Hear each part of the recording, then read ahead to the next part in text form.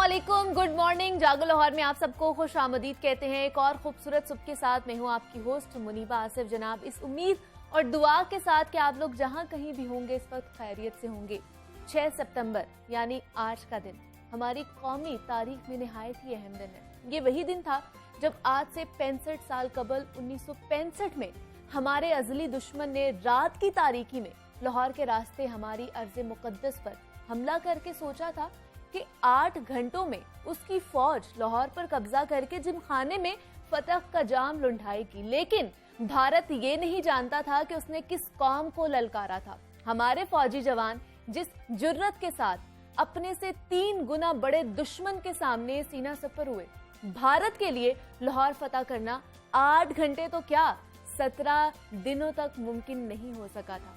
बरकी sector में आजादी के बाद पाकिस्तानियों की जानिब से खोदी गई बीआरबी नहर हमारी लाइफलाइन और डिफेंस लाइन बन गई। इसके किनारे बहादुरी, वफा और जुर्रत की ऐसी ऐसी दास्तानें लिखी गई हैं कि आसमान ही इसका शाहिद है।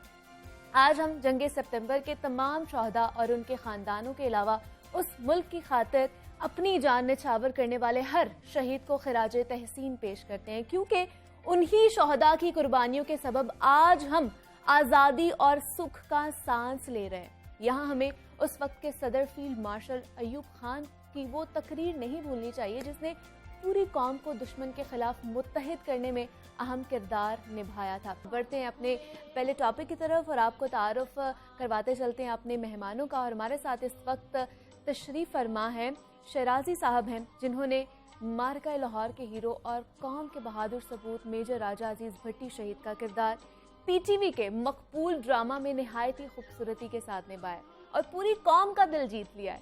सर, मैं आपको वेलकम कहती हूँ जागो लाहौर में। और हमारे साथ इस वक्त मुसन्निफ और रिसर्चर मोहम्मद असलम शहजादा साहब भी मौजूद है, जिनकी तसानीफ राह हक के शहीदों और वफा की तस्वीरों, जंगे सितंबर और पाकिस्तान के शहीदों के हवाले से निहायत ही उम्दा कुतब मानी जाती है। सर, मैं आपको भी खुश आमदीद कहती हूँ जागो लाहौर में। नासिर शराजी साहब, सबसे पहले तो मैं आपसे बात करना चाहूँगी। सर, आज भी लोग आपको कौम के हीरो मेजर अजीज भट्टी शहीद के तौर पर ही पहचानते हैं। जिस तरह आपने उनका किरदार निभाया, उनमें जान डाल दी और दिल जीत लिए लोगों के, तो कैसी फीलिंग्स होती है कि अभी भी लोग आपको बतौर उनके जानते हैं? मुनीबा, बहुत शुक्रिया। सबसे पहले तो मैं उस दौर की यानी 1965 की वो जो अजीमुशान क़यादत थी उसको सलाम पेश करना चाहूँगा। उनमें प्रेसिडेंट जनरल मोहम्मद अयूब खान हैं और जनरल मोहम्मद मूसा हैं जो आर्मी के कमांडर इन चीफ थे, और एयर मार्शल नूर खान हैं जो एयरफोर्स के कमांडर इन चीफ थे, और एडमिरल AR खान ये पाकिस्तान नेवी के कमांडर इन चीफ थे। इनके अलावा लातादाद शख्सियात ऐसे हैं जिन्होंने बड़ा शुरा आफाक और बड़ा लाजवाल किरदार अदा किया। उसमें रेंजर्स के अफसर व जवान हैं और पुलिस से ताल्लुक़ रखने वाले लोग हैं, गर्ल गाइड्स हैं, रज़ाकार हैं, और सबसे बढ़कर पाकिस्तान के अवाम हैं जो अफ़वाज पाकिस्तान के साथ शाने से शाना मिला के शीशा पिलाई हुई दीवार की तरह खड़े थे। और आप यकीनन इस बात को तस्लीम करेंगी कि जंग सिर्फ अफ़वाज पाकिस्तान नहीं लड़ती, इनके साथ साथ अवाम लड़ते हैं, मर्द व जन लड़ते हैं, बच्चे लड़ते हैं, यानी पूरा मुल्क जो है वो यकजान होकर जंग लड़ता है और फिर नतीजा अल्लाह ताला पर छोड़ देता है और फतह जो है फिर अल्लाह ताला अपने बंदों को देता है। मेरे लिए बड़ी एजाज़ की बात है कि मुझे एक बहुत बड़े शहीद, बहुत बड़ी शख्सियत मेजर अजीज भट्टी शहीद निशान हैदर का किरदार अदा करने के लिए मुंतखब किया गया। ये प्रोडक्शन जो थी ये ISPR और पाकिस्तान टेलीविज़न की जॉइंट प्रोडक्शन थी, और मैं समझता हूँ कि ISPR ने भी अपना हक अदा किया।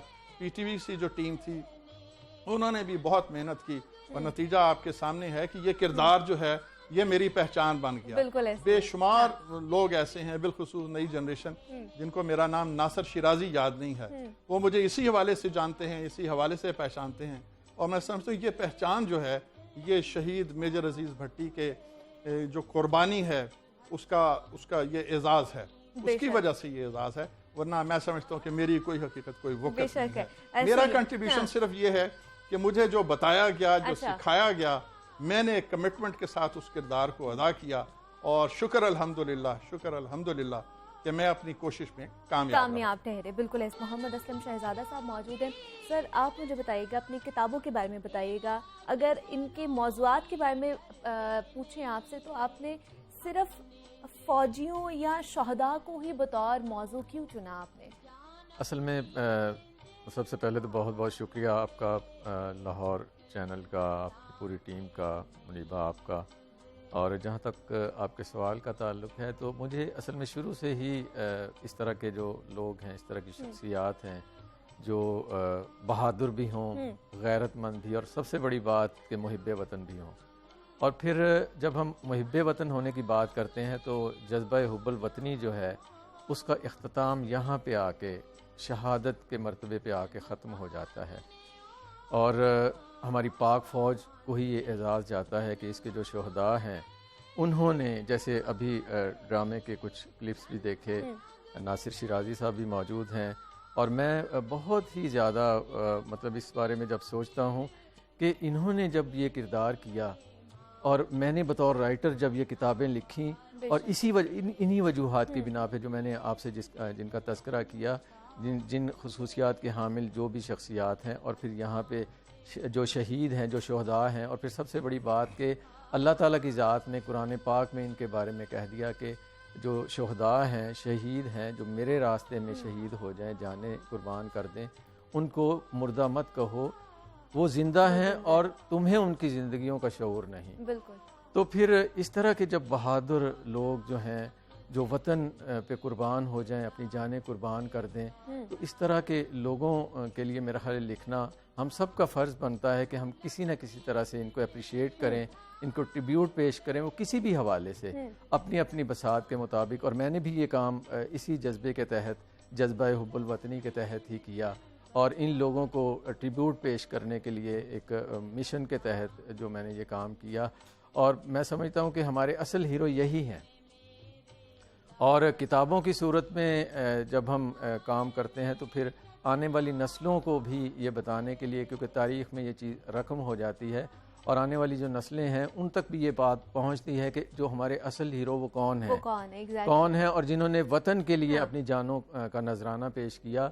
और नासिर शिराज़ी साहब को मैं बहुत ज़्यादा अप्रिशिएट करता हूँ, और मैं अभी इनसे बात कर रहा था कि किस तरह से इन पे क्या वो कैफियत तारीफ, जब इन्होंने रोल अपने ऊपर, क्योंकि एक आर्टिस्ट की, एक राइटर की ये क्वालिटी होती है कि वो अपने ऊपर जब उस रोल को तारी कर लेता है तभी तो वो बिल्कुल वो परफॉर्म कर सकता है अच्छे तरीके से। और इनकी क्या कैफियत हुई होगी।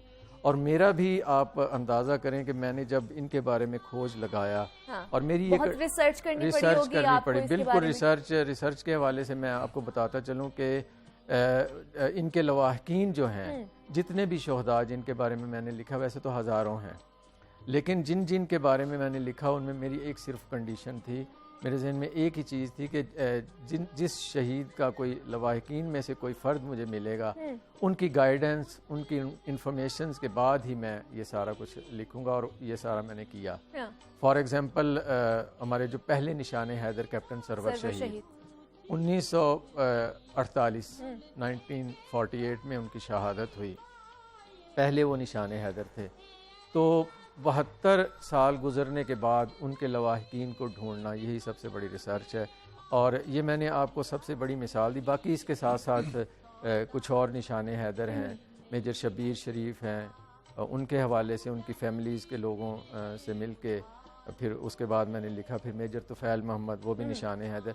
इस तरह मुख्तलिफ़ शहरों के जो शहदा हैं, उनके लवाहकीन की गाइडेंस और उनकी इंफॉर्मेशन के बाद मैंने ये सारा काम किया, और यही रिसर्च है। और अल्लाह ताला की ज़ात ने मुझे कामयाबी अता की, और मैं समझता हूँ कि ये खुलूस नीयत से जब कोई बंदा अल्लाह ताला की ज़ात पे भरोसा रखते हुए कोई काम करता है तो फिर वो कामयाब ही होता है। ज़रूर कामयाबी ऐसी है। शिराज़ी साहब, आप मुझे बताइएगा, जैसे असलम साहब भी कह रहे थे कि किसी चीज़, मतलब कुछ चीज़ें आपके ऊपर तारी होती हैं तभी आप अच्छा परफॉर्म कर सकते हैं, और वो किरदार आपके ऊपर किस तरह तारी हुआ, कितनी तैयारी आपको उस किरदार के हवाले से करनी पड़ी। अमूमन जो नॉन एक्टर्स होते हैं वो बड़ा घबराते हैं स्क्रीन के सामने आते हुए या फिर कैमरा के सामने आते हुए, तो आपको कितनी मेहनत करनी पड़ी, कितनी मुशक्क़त करनी पड़ी इसके हवाले से?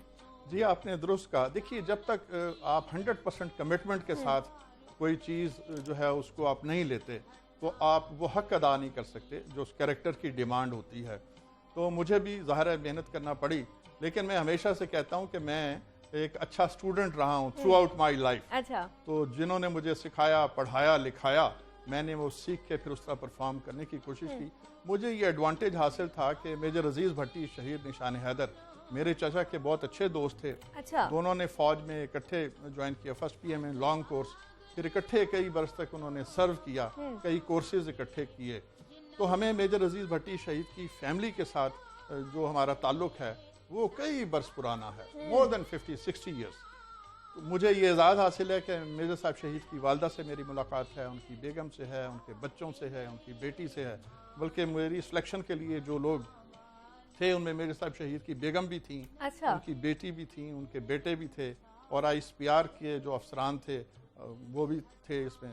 वो तो खैर मतलब उनका तो बड़ा अहम किरदार था, प्रोजेक्ट हेड वही थे। जनरल सलीमुल्लाह जो थे वो उस वक्त ISPR के हेड थे। अच्छा। और आपको याद होगा कि ये प्ले जो है असगर नजीम सैयद साहब ने लिखा और कमाल लिखा। और इस स्क्रिप्ट की खूबी ये है कि सिर्फ स्क्रिप्ट नहीं है, बल्कि इसमें जितने वाकयात हैं वो ओरिजिनल वाकयात हैं, लोकेशंस ओरिजिनल हैं, और जिस आदमी ने इसमें परफॉर्म किया जो आपको यूनिफॉर्म में नजर आता है, जॉन टू ए जनरल, वो फौज के सर्विंग लोग हैं। इसके डायरेक्टर हैं सलीम ताहिर साहब। बिल्कुल, बिल्कुल। उन्होंने भी बड़ी कमाल अपनी हुनरमंदी जो है और अपना टैलेंट जो है वो निखारा है। और एक और शख्सियत जिसका अक्सर कहीं जिक्र नहीं होता वो है ख्वाजा मिसबा, वो इसके एडिटर थे। अच्छा। और आप जानती हैं कि प्रोडक्शन जो होती है किसी भी एक ड्रामे की या एपिसोड जो होता है उसकी जो रिकॉर्डिंग होती है बहुत ज्यादा होती है। Exactly, फिर उसको बड़ा हाँ। टाइट एडिट करके बहुत तो मुश्किल फाइनल शेप जो है वो देना पड़ता दिया जाता है। तो बिल्कुल। ख्वाजा मिसबा का भी इसमें बड़ा कमाल है। हाँ। मैं समझता हूँ कि उनका जिक्र करना भी जरूरी है। एंड फाइनली तमाम शोहदा कराम, उनके अहल खाना, उनको हम सलाम पेश करते हैं और हम उन्हें ये यकीन दिलाते हैं कि इन शोहदा की जो कुर्बानियाँ हैं ये रायगा नहीं जाएंगी। पूरे मुल्क में सब मर्द जन जो हैं वो निशान हैदर फैमिलीज के साथ खड़े हैं, और अगर कोई कड़ा वक्त आया तो कोई शख्स, चाहे वो मर्द हो, खातून हो, बच्चा हो, किसी भी किस्म की कुर्बानी से दरेग नहीं करेगा। और जैसे अल्लामा इकबाल ने फरमाया ना कि फितरत के मज़ाहिर की करता है निगहबानी, एक बंदा सहराई, एक मर्द कोहस्तानी। ये तमाम शोहदा जो हैं, तमाम गाजी जो हैं, ये मर्द सहराई हैं, मर्द कोहस्तानी हैं। इन्होंने जानों पर खेल के इस मुल्क की इज्जत व आबरू बचाई, और आज जो हम जिंदा हैं और आज जो हम फख्र से सर उठा के जिंदा हैं, ये उनकी कुर्बानियों का मजहर है। इसमें शोहदा की कुर्बानियां भी हैं और इसमें गाजियों की कुर्बानियां भी हैं। बेशुमार लोग ऐसे हैं, दर्जनों नहीं सैकड़ों, जिनकी जिंदगियां गई वो तो जाम शहादत नोश कर गए। कुछ ऐसे लोग हैं वो हयात हैं, लेकिन उनकी कुर्बानियां जो हैं वो बड़ी लाजवाल हैं। बेशुमार लोग माजूर हुए और उन्होंने एक बड़ी मुश्किल ज़िंदगी गुजारी। तो मैं समझता हूँ कि उनकी कुर्बानियों का जिक्र भी ज़रूरी है। बेशक ऐसे ही है। शहनाज़ साहब, मैं ये जानना चाह रही हूँ, जब आप एक्टिंग कर रहे थे इस ड्रामे में तो कैफियत क्या थी? मतलब हर चीज़, जितना भी वहाँ पर रोल था, जितना भी वो ड्रामा रिकॉर्ड किया गया है, वो रियल प्लेसेस पे किया गया है, तो किस तरह की कैफियत थी? और जवान जो थे वो भी ऑन ड्यूटी ही थे, तो क्या था वो पूरा सीन हम जानना चाह रहे हैं। एक बड़ी खूबसूरत बात है, मैं जब ट्रेनिंग कर रहा था एक इन्फेंट्री बटालियन के साथ, तो उस वक्त उनके CEO थे colonel Abdurrahman Bilal, SSG officer थे। अच्छा। और बड़ी ज़बरदस्त शख्सियत, बड़े लिटरेरी आदमी और बड़े हैंडसम स्मार्ट ऑफिसर। बाद में ब्रिगेडियर बन के वो रिटायर हुए। ठीक है। उनके बाद जो एक और CEO आए वो थे कर्नल मोहसिन कमाल, वो बाद में लेफ्टिनेंट जनरल बन के रिटायर हुए। और जो मेरे 2IC थे उस ज़माने में वो थे मुनीर रबानी साहब, वो भी कर्नल बन के रिटायर हुए। तो इन सब लोगों ने बड़ा मेरे साथ कोऑपरेट किया और मुझे ये एजाज़ हासिल है कि मैंने फ़ौज के साथ ये जो एसोसिएशन थी उसमें रहते हुए उनके साथ बहुत कुछ सीखा। मैं बात कर रहा था कमिटमेंट का, तो जब मैं ये ट्रेनिंग कर रहा था तो सबको स्टैंडिंग इंस्ट्रक्शंस थी। अच्छा। वो ये था कि नासिर शिराजी को आज के बाद नासिर शिराजी कोई नहीं कहेगा, ठीक है, कॉल हिम मेजर भट्टी, मेजर अजीज भट्टी, ठीक है, ताकि वो उस रोल में फिट इन हो और कंसीव करे कि मैं क्या हूँ, मैंने परफॉर्म क्या करना है। और सोर्स और इंस्पिरेशन जो था वो ऑफ कोर्स मेजर अजीज भट्टी शहीद का किरदार था। मैंने उनको पढ़ा बहुत है, मुझे उनको पढ़ने का मौका मिला और उनके फैमिली मेंबरान से इंटरव्यू मिलने का मौका मिला। और कुछ ऐसे ऑफिसर थे, यानी जब हम ये प्रोडक्शन कर रहे थे तो ऐसे ऑफिसर मौजूद थे जिन्होंने मेजर अजीज भट्टी के साथ सर्व किया था। ड्रामे में एक उनसे किरदार भी है मौका कैप्टन मिला अनवर मिलने का। का। जी जी, वो एडजुटेंट थे उनकी बटालियन के 17 पंजाब रेजिमेंट के। ठीक है, तो वो उसका हयात थे, ब्रिगेडियर के तौर पे वो रिटायर हुए, अनवर मुनीरुद्दीन साहब। ठीक है। तो उनके साथ मैंने बहुत वक्त गुजारा। वो मेजर अजीज भट्टी के बड़े क्लोज थे उनके। तो फिर आपको इन सबसे हेल्प मिली उनका बहुत किरदार ज़्यादा जानने के लिए। बहुत ज़्यादा। असलम साहब, मुझे आप बताइएगा, इन जितने भी शहदा के बारे में आपने लिखी हैं अभी तक, जितनी भी किताबें लिखी हैं, उनमें से सबसे ज़्यादा अगर मैं पूछूं तो आपको कौन से फेवरेट हैं या पसंदीदा हैं, जिनके किरदार ने या जिनकी खसूसियात ने आपको बहुत ज़्यादा मुतासर किया हो? देखिए, शहदा तो सारे ही हमारे लिए मोतबर, हमारे लिए एहतराम के काबिल। बस मौक़े जो हैं मुख्तलिफ, उनको मुख्तलिफ मौक़ों पे उनकी शहादत हुई। और जो निशान हैदर हैं, आप देखें कि जान किसे अजीज़ नहीं होती। आज मैं एक यहाँ इस प्लेटफॉर्म पे एक बहुत ही इम्पॉर्टेंट बात, जो अक्सर इस बात का तज़किरा कहीं पे भी हम सुनते हैं तो बहुत दुख होता है, जो लोग हमारी पाक फ़ौज के बारे में गलत किस्म की बातें करते हैं। हाँ, उनके हवाले से मैं ये कहना चाहूँगा कि आज देखें, जिस तरह से मैंने बात की कि गोली जो है, गोली के सामने कोई नहीं ठहरता। बिल्कुल। जान हर शख्स को प्यारी होती है। थोड़ा सा जिस तरह से हमारी पाक आर्मी के जो लोग हैं, जवान हैं, वो अपनी सरहदों पे हमारी हिफाजत के लिए, हमारे मुल्क की हिफाजत के लिए जहाँ पे वहाँ ड्यूटी सर अंजाम दे रहे होते हैं, ज़रा इन लोगों को अगर ये कहा जाए कि वहाँ पे एक रात गुजार कर दिखाएं।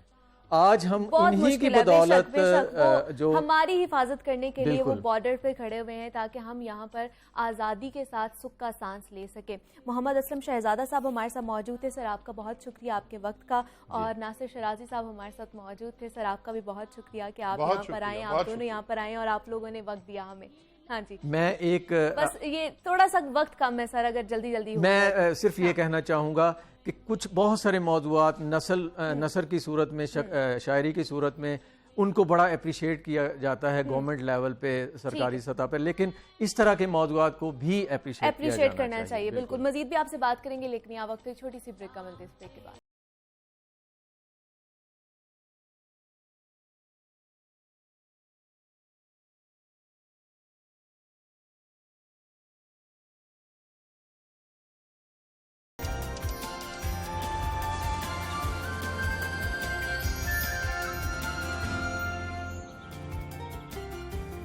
वेलकम बैक टू जागो लाहौर। जनाब, जंग सितंबर के हवाले से बात हो ही रही है, लेकिन आजकल कोरोना के खिलाफ भी हम जंग कर रहे हैं, और जिसके खिलाफ हमारे फ्रंट लाइनर यानी डॉक्टर्स और तिब्बी अमला भी नबूर्द आजमाएं। और मुल्क में एक बार फिर कोरोना की चौथी लहर जो है वो कहर ढाने लगी है, जिसके सबब लाहौर के अलावा पंजाब के कई शहरों में आज से नई बंदिशें भी नाफिज कर दी गई हैं। अब सवाल ये उठ रहा है कि लोगों की बड़ी तादाद की जानिब से कोरोना वैक्सीन लगवाने के बावजूद भी केसेस क्यों बढ़ते ही जा रहे हैं?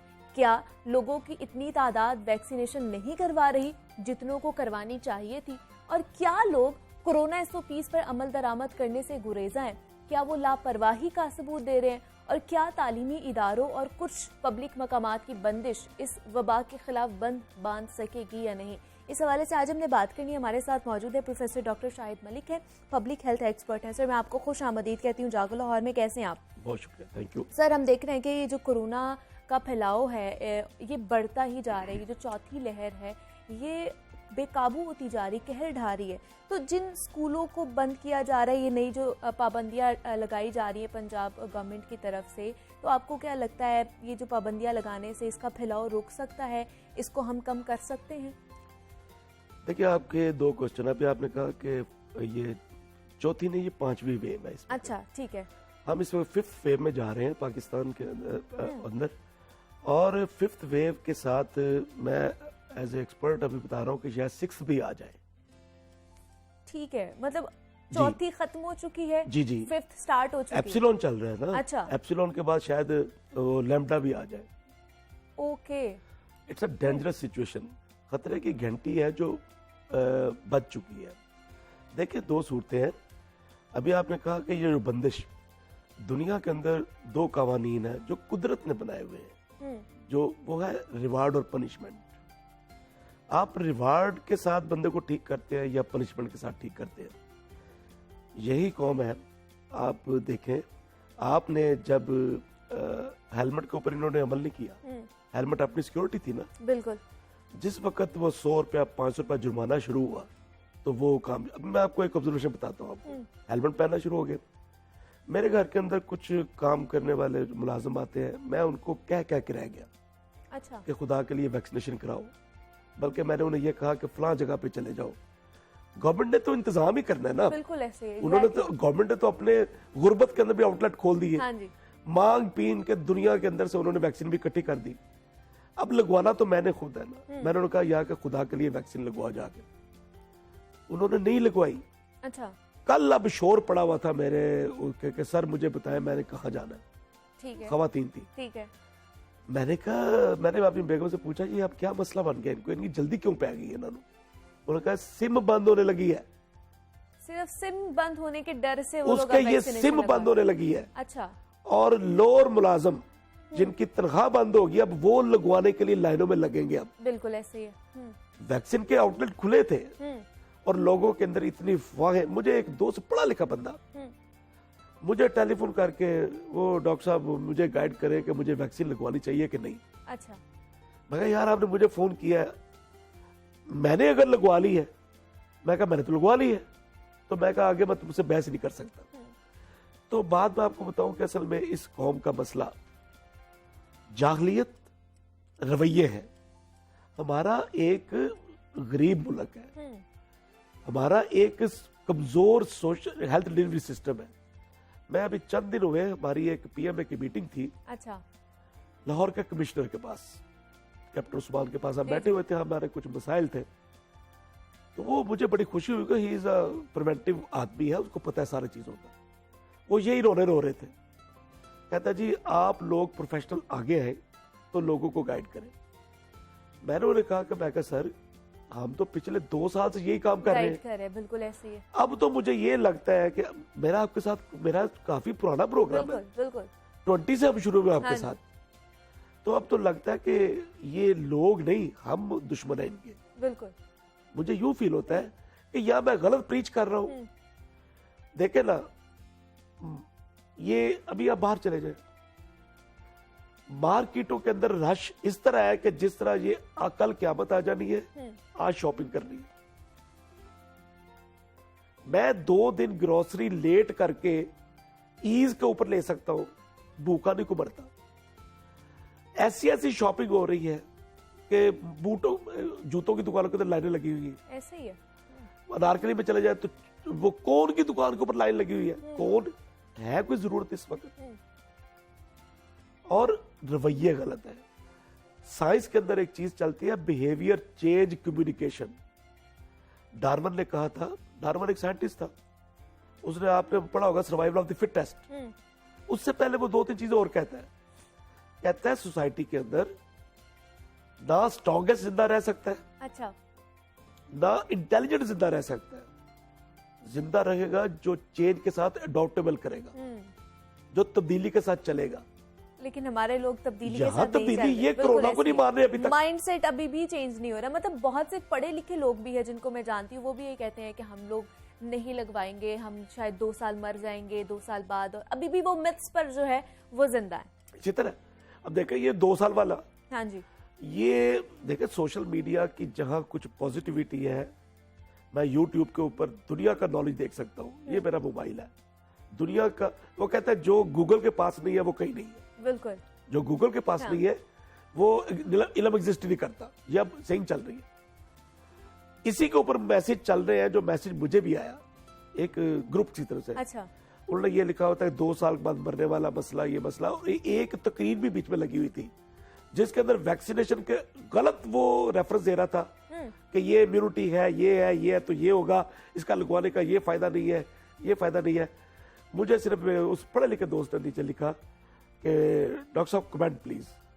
मैंने नीचे सिर्फ लफ्ज लिखा एब्सोल्युटली नॉनसेंस। ठीक है। तो बात ये है कि इस वक्त जितनी मर्जी एसओपीज बना लीजिए, ठीक है, पैंडेमिक एक्ट बना लीजिए, जितने मर्जी चीजें कर लीजिए, जब तक पब्लिक का रवैया एडॉप्टेबिलिटी का, एक्सेप्टेबिलिटी का ग्रो नहीं करेगा, हम इस वहां से नहीं निकल सकते।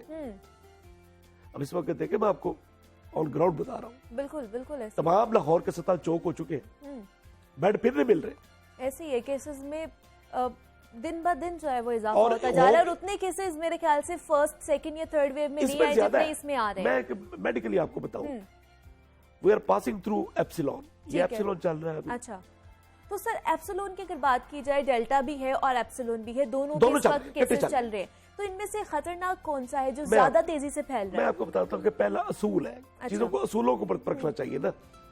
पहला असूल ये है कि ये इस वायरस की दो कैरेक्टरिस्टिक्स है ठीक है। मेडिकली। मैं दो लफ्ज बोल के उसका उर्दू में तर्जुमा भी करता जाऊंगा, ड्रिफ्ट एंड शिफ्ट। ठीक है। ड्रिफ्ट ये है कि ये एक जगह से दूसरी जगह चला जाता है। शिफ्ट ये है, ये विरूपी है, ये अपनी शक्ल बदल लेता है। अच्छा। ये शक्ल ही बदली है ना इसकी, है तो सारे बच्चे ये सार्स के, कोविड के 1 2 3 4 उसके में ये कभी नकाब पहन लेता है, कभी सर पे टोपी रख ली। होता क्या है इससे, जितनी इसे म्यूटेशन कहते हैं, ठीक है। ये म्यूटेशन करके तो अपनी शक्ल बदलता है। जितनी म्यूटेशन आती जाएगी ना, 80% वो स्ट्रॉन्ग होता जाएगा वायरस और 20% वीक हो जाएगा। अब वो उसकी शक्ल भी चेंज हो रही है उसके साथ। अब देखें ये दो इसलिए खतरनाक क्यों है, ये इसकी प्रेजेंटेशन बदल चुकी है। आगे सीवियर हेडेक की कंप्लेंट नहीं थी, आगे आपके टेस्ट करवाते हैं ना आजकल, जी जी टेस्ट आप लेते हैं यहाँ से नेजोफिरिंजियल स्वैब। बिल्कुल। ये वायरस जो है, ये जो स्टेन है, ये यहाँ ठहरती बहुत कम है। इधर आपका कांटेक्ट हुआ या सीधा फेफड़ों में गया, निमोनिया काज कर दी। अच्छा। इसीलिए इस कॉम्प्लिकेशन के तहत मरीज आईसीयू में सीधे जा रहे हैं। मतलब वो डिटेक्ट ही नहीं होता, डिटेक्ट जिसकी वजह से कंडीशन ज्यादा खराब हो जाती है। ये आपका टेस्ट नेगेटिव है कि जी इसको कोरोना नहीं है, बिल्कुल एग्जैक्टली। वो रिपोर्ट पकड़ के बैठा हुआ है कोरोना नहीं है। हाँ। अलामत तमाम कोरोना वाली है। बिल्कुल ऐसे ही है। मैंने क्लिनिकली लोगों को बताया, मैं कहा फौरन से पहले अपनी ऑक्सीजन चेक करते रहो अपनी ठीक है। अजीजा की, और इधर ऑक्सीजन लेवल का ये सिचुएशन कम हो, ये 2 टेस्ट करा लो। ये इस लेवल पे जाए तो फौरन अस्पताल रश करो। अब अस्पताल का मसला ये है कि बेड अवेलेबल नहीं है। हम कितने रिसोर्सेज लगाएंगे इसकी तो क्या मैनेजमेंट के सर ऊपर? आपको क्या लगता है ये जो मजबूत से मजबूत तर होता जा रहा है ये कोरोना वायरस, ये उन लोगों की वजह से है जो लोग वैक्सीन नहीं लगवा रहे? एग्जैक्टली, ये 60% ये रीजन है। अच्छा। देखिए वैक्सीन आपको 100% प्रोटेक्ट नहीं करती। वैक्सीन वाले को भी कोरोना होता है, बिल्कुल। मगर वो मरता नहीं है इस तरह जिस तरह वो बगैर वैक्सीनेट वाला मरता है। मेरे हेल्थ प्रोफेशनल मर रहे हैं इस तरीके से। देखिए हम डेथ को भी एक गेज है जो प्रिवेंटिव मेडिसिन में चलती है, ओके। दैट इज केसेस पर बिलियन, डेथ्स पर बिलियन और डिटेक्शन पर मिलियन के रेट के ऊपर चलती है हम। The more you vaccinated, population vaccinate होती जाएगी तो हम कॉम्प्लिकेशन से बच जाएगी ये कौम। और असूल है हर्ड इम्यूनिटी वाला, अभी तक वो भी स्टैब्लिश नहीं है। कोरोना के ऊपर नॉलेज का हमारा बड़ा शैलो है। इस वक्त अगर ये 5 स्टेन आई है ना, तो 5 लाख इस मुल्क के अंदर जाली डॉक्टर बड़ा हुआ कोरोना का। और बहुत से लोग हैं सर जिन्होंने अब तो जाली सर्टिफिकेट भी बनवाना शुरू कर दिए हैं, जो लोग नहीं 2000 भी वैक्सीन रुपया लगवा देके, रहे 2000 और वो लोग जाली सर्टिफिकेट और बना भाग रहे रहे हैं। इसके पीछे कि 2000 ले लो बिल्कुल ऐसे ही है। और मुझे एक जाली नादरा का सर्टिफिकेट बना दो। और दूसरा सर एक बार बार सवाल ये भी उठता है कि जो चाइनीज वैक्सीन है वो मॉडर्ना या जो फाइजर है वो उन जैसी वैक्सीन के मुकाबले में है या मौसर है कि नहीं है, मतलब कौन सी लगवानी चाहिए? अभी तक टोटल लोग गलत अभी कंसेप्ट भी है, इसी टोटल चीज में गलत फंसे हुए हैं। कंसेप्ट है, टोटल गलत कंसेप्ट। अच्छा इस वक्त 12 वैक्सीन चल रही है पाकिस्तान के अंदर। ठीक है। मैं ये पब्लिक मैसेज देना चाहता हूँ, जोन सी वैक्सीन जहां से Available अवेलेबल है हो। उसे लगवाएं। ठीक है। कोई आरएनए बेस्ड है, कोई वेक्टर बेस्ड है, उसकी टेक्निक के अंदर फर्क है। मतलब सारी ही मौसर है। सारी मौसर है। वैक्सीन मौसर किस तरह हो रही है, इसकी इसकी एफिकेसी और इफेक्टिविटी 2 अलग चीजें हैं। ठीक है। एफिकेसी एंड इफेक्टिविटी ये स्टार्ट हो जाती है 70 से, ये 90 तक चली जाती है। ये 20 की रेंज के अंदर सारी वैक्सीन आती है। वैक्सीन स्टोरेज का डिफरेंस है, कोई किसी स्टोरेज में डिफर रखी जा रही है, किसी की 1 डोज है, किसी की 2 डोजेज है। और मैं आपको बताऊं, शायद पूरी पॉपुलेशन को 6 महीने बाद बूस्टर डोज की जरूरत भी पड़े।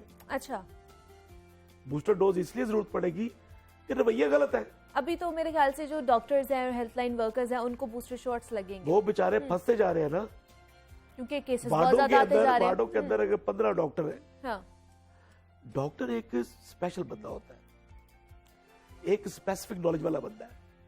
वो कहते हैं ना कि इल्म वाला और बगैर इल्म वाला बराबर नहीं हो सकते। बिल्कुल। उसने ट्रीट करना है। अगर वो बीमार हो रहा है तो पॉपुलेशन को ट्रीट करने वाला कोई नहीं है। मेरा 200 डॉक्टर मरा है इस कोविड के अंदर, वो अलग बात है, वो गिला चलता रहता हमारा हुकूमत के साथ कि उन्होंने इन शोहदा की कदर नहीं की, इनको जूते भी मारे हैं। अभी एक वो पीएमसी का टेस्ट हो रहा है, जो मुस्तकबिल के डॉक्टर हैं, आप जिस तरीके से उनको डंडे मारे हैं, आपने चलाए हैं, टेस्ट आपका गलत है, गैर कानूनी है, और सिर्फ अना की जिद के अंदर बच्चों को वो ये मुस्तकबिल के अंदर क्या मैसेज लेके जाएंगे। बेसिकली बात यह है कि वही कि अगर ये डॉक्टर भी इसी तरह डिप्राइव्ड होते रहे, निगलेक्टेड होते रहे, तो आगे ट्रीट करने वाले भी नहीं रहेंगे। दूसरा सर मुझे ये बताइएगा, क्या आपको लगता है कि जो टेस्टिंग कैपेसिटी है वो हमारी बहुत लो है, क्योंकि बरतानिया ने भी पाकिस्तान को रेड लिस्ट में से ना निकालने की वजह ये बताई है कि पाकिस्तान में जो टेस्टिंग है वो कम हो रही है, ताकि ज़्यादा होगी तो हमें पता चल जाएगा कितने मरीज सामने आ रहे हैं। टेस्टिंग कैपेसिटी कम है, इस वजह से मरीज सामने नहीं आ रहे। क्या लगता है आपको? आपकी बात बिल्कुल ठीक है। आइए डोर्स टेस्टिंग कम है यहाँ पर। टेस्टिंग कम है, अब कर भी रहे हैं, अब 50-60 हजार रोजाना कर भी रहे हैं। अच्छा, तो जितनी पॉपुलेशन है, मैं ये नहीं कहना चाहता, मैं कहना चाहता हूँ टेस्टिंग हो या ना हो, एक चीज तो अवेलेबल है, वैक्सीन। टेस्टिंग हो या ना हो, आप जाके वैक्सीन लगवाएं और टेस्टिंग करवाते रहे। हर बंदे को कहे कि भाई ये आउटलेट है, किसी टाइम के ऊपर जाके वैक्सीन लगवा लो। अब तो इतने ज्यादा सेंटर्स जो है वो फाल कर दिए गए हैं हुकूमत की तरफ से, सहूलियात मुहैया की जा रही है। पहले ये भी बात है कि समझ वाली बात है, गरीब मुल्क है, रिसोर्सेज नहीं है हमारे पास। उसके अंदर बड़ी बात है कि ये हुकूमत ने ये चीजें प्रोवाइड कर दी। बिल्कुल ऐसे, एग्जैक्टली। तो अपने रवैये भी ठीक करने ना हमने। हर बहुत फॉल्ट है, बहुत डिफेक्ट है हुकूमत की पॉलिसीज के अंदर, मैं नाक़द हूं इसका। रोज मैं 1-2 कॉलम भी पीछे लिखे हैं मैंने इसके ऊपर, मगर जो ठीक है वो ठीक है। बिल्कुल ऐसे ही है। जो उन्होंने एक मीगर रिसोर्सेज के अंदर अगर वैक्सीनेशन प्रोवाइड कर दी तो खुदा के लगवा तो लो। बिल्कुल ऐसे ही है, रिक्वेस्ट ही कर सकते हैं हुकूमती अहदेदार भी जो है और वो स्कूल सिर्फ बंद होने से रिक्वेस्ट बच कर जाएंगे, सकते हैं। हाँ, पार्क एग्जैक्टली। बंद होने से बच जाएंगे। हाँ, भाई अगर नहीं करोगे तो बंद तो होंगे, फिर ट्रांसमिशन तो हुकूमत ने उसको पैंडेमिक के तहत उन्होंने रोकना तो है किसी तरीके से। तो आपको क्या लगता है सर, कब तक हम लोग इसी कोरोना की सिचुएशन के साथ रहने वाले हैं? पैंडेमिक की जो स्प्रेड फिलॉसफी है ना, आप ब्लैक डेथ को देख लीजिए, जो प्लेग फैला था, जो आप ये सार्स फैला था, मर्स फैला था, ये तमाम पैंडेमिक्स हैं। पैंडेमिक ऐसी बीमारी को कहते हैं जो जियोग्राफिकल बाउंड्रीज तोड़ देती है। ठीक तो है, ये चलता रहेगा, ये 5-6 चलता साल। रहेगा जब तक हम अपने रवैये चेंज ना कर ले, वैक्सीनेशन ना करवाएं, तो ये इससे जल्दी हम नहीं नबरदाश्त मां हो सकते। प्रोफेसर डॉक्टर शाहिद मलिक साहब हमारे साथ मौजूद थे, पब्लिक हेल्थ एक्सपर्ट हैं। सर बहुत शुक्रिया आपके वक्त का और आपके यहाँ पे आने का। आपसे दोबारा से यही दरख्वास्त है जनाब, वैक्सीनेशन करवाइए ताकि हम जल्द से जल्द इस बीमारी से छुटकारा हासिल कर सकें। मजीद भी आपसे बात करेंगे, लेकिन यह वक्त तो है छोटी सी ब्रेक का, मिलते हैं इस ब्रेक के बाद।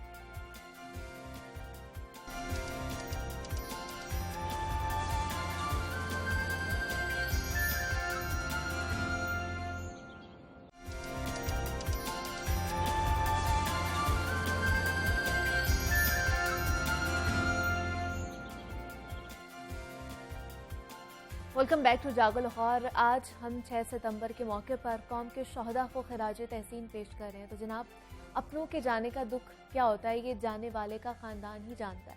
जब किसी का बाप, किसी का बेटा या भाई भरी जवानी में उठ जाता है तो ऐसा खला छोड़ जाता है जिसे पुर करना मुमकिन नहीं होता। लेकिन कुछ बिछड़ने वाले ऐसे भी होते हैं जिनके जाने का कुदरती दुख तो होता है, उन पर जाबजा फ़ख्र भी महसूस होता है। वो जो अपना आज अपनी कौम के कल पर कुर्बान कर देते हैं, आम बशर नहीं होते, वो अल्लाह के चुने हुए मखसूस लोग होते हैं जिन्हें अल्लाह अपने वतन, अपने दीन की खातिर सबसे बड़ी कुर्बानी यानी अपनी जान की कुर्बानी पेश करने की सादत बख्शता है। और फिर अल्लाह सुब्हाना ताला खुद गवाही देता है कुरान में कि शहीद जिंदा है, आज आपकी मुलाकात धरती के ऐसे ही काबिल फ़ख्र और हमेशा जिंदा रहने वाले सपूतों के ख़ानदान से करवाएंगे। हमारे साथ इस वक्त स्टूडियो में मौजूद हैं नसरीन गुल साहिबा हैं, जो SSD कमांडो मोहम्मद असलम शहीद तमगा बसालत के अहलिया हैं। मोहम्मद असलम के बारे में अगर मैं बताती चलूँ तो 26 अगस्त 2006 में बलोचिस्तान में वो शहीद हुए थे। और उनके साथ मौजूद हैं इस वक्त मिसेज़ अतिया दानिश हैं, जो मेजर अब्दुल वाहिद दानिश शहीद की अहलिया हैं, जिन्होंने खानेवाल में दहशतगर्दों के खिलाफ एक अहम ऑपरेशन करते हुए जामे शहादत नोश फरमाया था। मैं आप दोनों को खुश आमदीद कहती हूँ जागो लाहौर में। कैसे हैं आप दोनों? अल्लाह का बहुत। सबसे पहले मैं मिसेज़ अतिया आपसे ये जानना चाहूँगी कि हमें बड़ा फ़ख्र महसूस होता है अपनी अफवाज पर, तो अगर आपसे पूछा जाए कि एक शहीद की बेवा होने में कितना फ़ख्र महसूस होता है कि उन्होंने पाकिस्तान के लिए, उसकी दिफा के लिए अपनी जान कुर्बान कर दी, कौम के मुस्तकबिल के लिए अपनी जान जो है वो कुर्बान कर दी। नीवा बिल्कुल सही बात है। जैसे अभी आपने कहा कि शहीद हमेशा ज़िंदा रहता है, तो ये अल्लाह के बहुत ख़ास चुने हुए लोग होते हैं। और मुझे इस बात में मैं अपने आप को ना बहुत खुशकिस्मत समझती हूँ। दुख अपनी जगह पे है, लेकिन अपने आप को बहुत खुशकिस्मत समझती हूँ कि अल्लाह ताला ने मुझे एक शहीद की बेवा होने का एजाज़ दिया है। और शहीद, और हमें महसूस होता है कि वो हमारे साथ हैं। और इससे बड़ी खुशकिस्मती कि उन्होंने मुल्क के लिए कुछ किया, मुल्क के दिफा के लिए कुछ किया, इससे ज़्यादा तो मैं कहती हूँ इंसान दुनिया में इंसान जानने के लिए आया है। लेकिन ये है कि खुशकिस्मत है हम लोग कि अल्लाह ताला ने हमें, उनका नाम रहती दुनिया तक रहेगा। इससे बड़े एजाज़ की हमारे लिए क्या बात हो सकती। बिल्कुल ऐसे ही है। नसरीन साहिबा, आपसे पूछना चाहूँगी, आप कितना फ़ख्र महसूस करती हैं एक शहीद की बेवा होने? मेरे पास अल्फाज नहीं।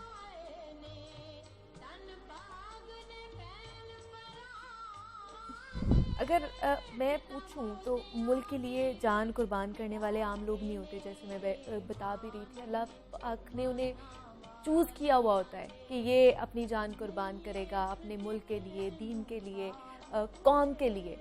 तो अगर बतौर उनके पर्सनालिटी के बारे में अगर हम जानना चाहते हैं, हमारे नाजरीन हम लोग, कि किस तरह के वो शौहर थे, बतौर बेटे किस तरह थे, बतौर वालिद किस तरह थे? मुनीबा, मैं सबसे पहले तो आपको एज अ बेटा बताऊंगी कि वो एज अ बेटा कैसे थे। वो एज अ बेटे बहुत फर्माबरदार, हमारी डिफरेंट जगह पे पोस्टिंग्स रहती थी, तो आंटी उनकी वालदा हमारे पास रहने आती होती थी। वो रात को मेक श्योर करते, जितना मर्जी ऑफिस की कमिटमेंट हो, कुछ भी हो, कि रात को आंटी के पाँव दबाए बगैर वो नहीं सोते थे। अगर इनकेस ऑफिस से आए आंटी सो गई हैं, तब भी उनको पाँव दबाए बगैर वो कभी भी कमरे में नहीं आते थे। आंटी के साथ टाइम स्पेंड करने के बाद हर बात मानने वाले थे। बतौर फादर, बच्चों के साथ उन्होंने जो वीकेंड्स थे अपने स्पेंड करते थे, चेस खेलते थे, छोटी छोटी बातों पे उनको गाइड करते थे, क्रिकेट खेलते थे, मतलब छोटी सी गेम भी अगर आप कहें कि छुपन छुपाई, मतलब हर किस्म की गेम। हालांकि जब उनकी शहादत हुई है तो मेरा बेटा जो था it was 8 years old, बेटी 6 years old, लेकिन उनके पास अभी इतनी मेमोरीज है ना उनकी साथ स्पेंड किए हुए कि मतलब शायद वो मैं बताने बैठूँ तो आपका टाइम ख़त्म हो जाएगा। और ऐसे शौहर बहुत लविंग, बहुत केयर, और सबसे बड़ी बात है बहुत इज्जत देने वाले, बहुत आपकी हर छोटी से छोटी बात का ख्याल रखने वाले। वीकेंड पे जैसे नॉर्मली होता है कि आई एम वर्किंग, तो संडेज को वो ये नहीं था कि संडे को बस उनकी छुट्टी है, संडे को मेरी छुट्टी होती थी, घर के कामों से भी, कुकिंग से भी, मतलब हर चीज का मेन्यू का डिसाइड करना, आपको हेल्प करते थे। बिल्कुल हर चीज में। तो उनकी तो पर्सनालिटी, मतलब मैं अगर आपको बताने बैठूं ना उनकी बातें, आदतें, तो शायद दिन खत्म हो जाए। अच्छा नसरीन साहिबा, आपसे भी असलम साहब के बारे में हम यही जानना चाहते हैं, किस तरह की पर्सनालिटी थी उनकी, घर में बच्चों के साथ किस तरह रहते थे, वालिदैन के साथ किस तरह रहते थे? बहुत ही डिफरेंट इंसान थे वो। लगता है जैसे इस दुनिया में वो मिसाल कायम करने के लिए आए थे। एक मर्द को किस तरह होना चाहिए, एक बेटे को कैसा होना चाहिए, एक बाप को किस तरह होना चाहिए, और एक शोहर को किस तरह।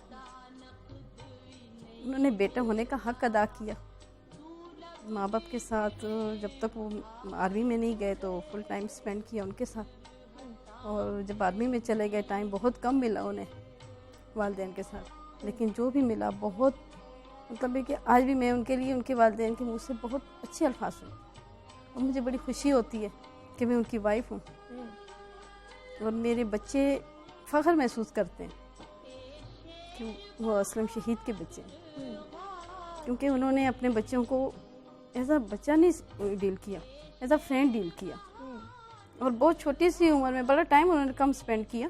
उनकी 33 इयर्स थी एज जब उनकी शहादत हुई। अच्छा। और बच्चे बहुत छोटे थे। अच्छा। और 3 बच्चे तो मतलब फिर भी मैच्योर थे थोड़ा सा, लेकिन 2 बच्चे मेरे बिल्कुल छोटे थे। एक बेटा मेरा 22 दिन का था और एक बेटी मेरी 1.25 साल की थी। उन्होंने फादर को शायद देखा जाए तो उन्होंने देखा ही नहीं, लेकिन जो 3 बच्चे थे मेरे, 2 बेटियां और एक बेटा, उन्होंने फादर के साथ टाइम स्पेंड किया। और मेरे बच्चों की तरबियत जिस तरीके से उन्होंने की, वो शायद मैं दूसरे बच्चों की इस तरह ना कर सकूं। उन्होंने अपने बच्चों की इतनी अच्छी तरबियत की कि आज मैं नहीं, लोग कहते हैं कि ये शहीद के बच्चे लगते हैं। अरे और बच्चों के बारे में और बच्चे जो है ना, उनकी कमी बहुत फील करते हैं, बहुत ज़्यादा। चाहे मैं उन्हें सारी दुनिया का ख़जाना उनके कदमों में निछावर कर दूँ, हर तरह की खुशियाँ दे दूँ, लेकिन मैं उनका बाप नहीं बन सकती।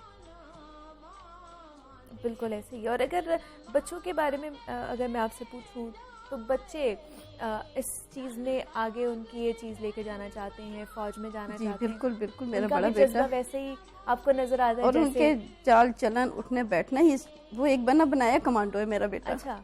उन्हें देखें तो वो दूर से बंदा समझता है कि शायद ये कोई कमीशन ऑफिसर आ रहा है, लेकिन अभी वो गैरिजन यूनिवर्सिटी में रिसेंटली उसने एडमिशन लिया है, लेकिन उसने कमीशन अप्लाई करना था, लेकिन वो रह गया सिर्फ एज की वजह से। अगर एज का इशू ना होता तो शायद वो निकल जाता। और उसने अपने अहद किया हुआ था कि मैं अपने फादर की यूनिट में एज अ कमीशन ऑफिसर जाऊँगा। अच्छा। लेकिन शायद इसमें भी अल्लाह ताला की तरफ से कोई बेहतरी थी, तो मैंने बेटे को हौसला दिया। मैंने कहा बेटा आप आगे स्टडी कंटिन्यू रखें, तो अगर आपकी अल्लाह का हुक्म होगा तो इंशाल्लाह आपकी ये ख्वाहिश ज़रूर पूरी होगी। बिल्कुल बिल्कुल ऐसे ही है। और मेरे हस्बैंड की सिर्फ एक ही ख्वाहिश थी, वो यही कहते थे कि मेरे बच्चों को अच्छा माहौल मिले, अच्छी तालीम और मिले। तरबियत। बिल्कुल बस। ऐसे ही है। मिसेस अतिया, आप मुझे बताइएगा, बच्चे याद करते होंगे, आप भी याद करते होंगे, सभी हम सब याद करते हैं, हमारे जितने भी शोहदा हैं, गाजी हैं, उन सबको बच्चे क्या ज़्यादातर याद करते हैं उनके हवाले से, और क्या वो भी जाना चाहते हैं, उनके नक्श कदम पर चलना चाहते हैं? बच्चे मेरे जो हैं वो बहुत सी उनकी ना छोटी छोटी बातों को याद करते हैं। शायद उन्होंने जल्दी चले जाना था, इसलिए बहुत सी कुछ ऐसी बातें उनको बहुत यंग एज में उन्होंने शेयर की। जैसे मेरा बेटा अक्सर याद करता है कि उसको बाबा कहते होते थे कि बेटे कभी भी ना तुम मतलब स्कूल में था ऑब्वियसली, तो कभी भी नंबरों की दौड़ में ना पड़ा करो कि मैं फर्स्ट आऊँगा, मेरा बस अपनी तरफ से मेहनत किया करो। अभी भी कभी मैं उसको कहती हूँ ना कि बेटे नहीं अच्छे मार्क्स, बिकॉज हम इंसान हैं, हम कहते हैं अच्छे, तो मुझे हमेशा कोट करता है, मामा आपको याद है बाबा कहते थे कभी बस मैं मेहनत करता हूँ, रिजल्ट जो है मैं वो अल्लाह पे छोड़ देता हूँ। डेफिनेटली वो अपने बाबा के फुटस्टेप्स पे चलना चाहेंगे, ज्वाइन करना चाहेंगे फोर्सेस। मेरे दोनों बच्चे कहते हैं हम फोर्सेस ज्वाइन करें, that is a good thing, वो करना चाहते हैं, लेकिन वो मुल्क के लिए कुछ करना चाहते हैं। उनका ये पॉइंट है कि हम फोर्सेस ज्वाइन करके भी मुल्क के लिए कुछ कर सकते हैं, ना ज्वाइन करके भी हम दोनों सूरतों में मुल्क के लिए they want to do something for country. और उनका सबसे ज़्यादा ये होता है कि वो छोटी छोटी चीज़ें ऐसे करते हैं। अब जैसे हम जहाँ रहते हैं वहाँ पे वो मेक श्योर करते हैं कि जो हमारे सामने एरिया है उसको क्लीन करते हैं। अच्छा। उसमें से अगर कोई रबिश पड़ा हो, कोई हो, तो उसको मेक श्योर करते हैं स्कूल से आते हुए भी जाते हुए भी कि उन सबको क्लियर अप करके जितना वो कर सकते हैं करके तो उसको डस्टबिन में फेंकते हैं। डेफिनेटली इंशाल्लाह अल्लाह ने अगर उनको मौका दिया तो वो ज़रूर ज्वाइन करेंगे फोर्स। तो अगर मैं पूछूं मेजर अब्दुल वाहिद दानिश के शहीद की कि जब वो घर पर आते थे और किसी भी ऑपरेशन पर जाते हुए कितने पुरजोश होते थे, अपने फ़राइज़ सरअंजाम देने के लिए कितना उनके अंदर जज्बा और जोश आपको उनके अंदर नज़र आता था?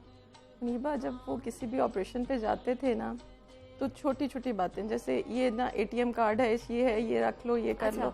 अच्छा एक बात है, अगर मैं वापस ना आया ना तो तुम लोगों ने रोना नहीं है, बच्चों को ये। तो मैं उनको हमेशा ऐसे कहती थी कि आप क्यों ऐसे कहते हैं ना, मतलब ऐसा तो तो मुझे कहते होते थे कि तुम्हें नहीं पता, जो शहादत का रुतबा है ना, और जो मुल्क के लिए शहीद होने का मज़ा है, वो तुम उसका अंदाज़ा भी नहीं कर सकती। और जब भी कभी ना मतलब टीवी पे हम बैठे हुए देख रहे हैं कोई, तो हमेशा कहते होते थे कितना खुशकिस्मत। अब मुझे उनकी ना वो बातें यार, कितना खुशकिस्मत इंसान है, और फिर ना बस यूं खामोश हो जाते थे, पता नहीं मेरी बारी कब आएगी। मतलब हर ऑपरेशन के लिए वो बहुत ज़्यादा हाई स्पिरिट्स में, हाई मोरल में होते थे। और लास्ट ऑपरेशन के लिए तो मैं यहाँ पे मेंशन करूँगी कि शायद अल्लाह के वो मतलब चुने हुए बंदे, प्यारे बंदे होते हैं कि सुबह ही अर्ली मॉर्निंग इन्होंने जाना था। ये मेक श्योर कि दोनों बच्चों को सोए हुए उठा के उनसे मिल के गए, बेटी से भी, बेटे से भी, और हमसे भी, मतलब कि सबसे मिल के गए। मुझे नसीम साहिबा आप मुझे बताइएगा, कमांडो जो थे मोहम्मद असलम शहीद, कितने पुरजोश होते थे, कितना उनमें जज्बा था जब वो ऑपरेशन के लिए जाते थे? उनकी तमाम फैमिली आर्मी में थी कि भाई जी एक एयरफोर्स में थे, कोई पुलिस में डिपार्टमेंट में थे, एक और भाई भी आर्मी में थे। तो इन्हें भी शौक था उनको देख के, उनको यूनिफॉर्म देखकर उन्हें बड़ा जोश होता था कि मैं आर्मी में जाऊं और किसी भी अच्छी जगह पे जाऊं कि मैं शहीद हो जाऊं। बस उनका ये ख्वाहिश थी कि मैं शहादत का रुतबा लूं। और अपनी मदर से अक्सर डिस्कस करते थे, कहते थे मैं ख्वाब देखता हूँ कि मैं बुलंदियों पर उड़ रहा हूँ, और मैंने अपने गांव की पहाड़ियों पे मैं उड़ रहा हूँ, बाकायदा उड़ते हुए देखते थे अपने आप को। तो उनकी वालदा कहती थी कि बेटा इसका एक मतलब है, हमारे बड़े कहते हैं ऐसे कोई ख्वाब हो तो आपको कोई बुलंद रुतबा मिलेगा। तो वो बड़े खुश होते थे, कहते हैं अम्मी आप मेरे लिए दुआ किया करें ना, फिर वो बुलंद रुतबा मेरी शहादत का हो। और वो भी आर्मी में नहीं गए थे, जबकि ये उस वक़्त के अल्फाज हैं उनके। अच्छा। तो माँ थी तो खुश भी होती थी, रोती भी थी। कहता बेटा मेरी तो ख्वाहिश है आप जाएं आर्मी में, कोई रुतबा लें आप वहाँ पे। लेकिन मतलब मुझ में भी इतना हौसला नहीं है। उनके ऑलरेडी 2 बेटे डेथ हो चुकी थी, वो यंग थे बिल्कुल।